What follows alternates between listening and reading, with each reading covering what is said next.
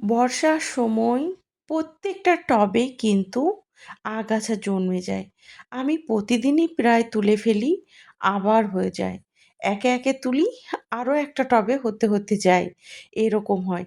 কিন্তু দেখো আমি এইভাবে খুচরিয়ে, খুচরিয়ে আমি প্রত্যেকটা আগাছা একদম গোড়া থেকে উপড়িয়ে তুলে দিই। তাও যে কোথা থেকে আসে আমি একদমই বুঝতে পারি না। এই টবটা আজকে পরিষ্কার করলাম, কালকে দেখব আরও একটা টবে হয়ে গেছে। এইভাবে আমি প্রত্যেকটা টবই পরিষ্কার করে নিই। আর এই যে ডালটা তোমরা চিনতে পারছো, এটা আমি ছোট্ট একটা গাছ লাগিয়ে দিয়েছিলাম। একটাই ঝাড় ছিল। তারপরে মিডিল বরাবর কাটার পরে দেখো কত সুন্দর ঝাঁকড়া হয়ে গেছে গাছটা। আর খুব সুন্দর লাগছে দেখতে দেখো।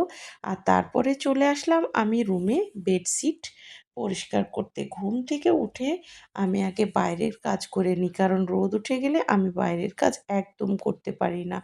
আর তারপরে চলে আসলাম রান্না সেরকম আজকে করব না। আজকে আমি মূলো, বেগুন আর চিংড়ি দিয়ে একটা সবজি বানাচ্ছি, আর এখানে মাছের হালকা পাতলা ঝোল করে নিচ্ছি।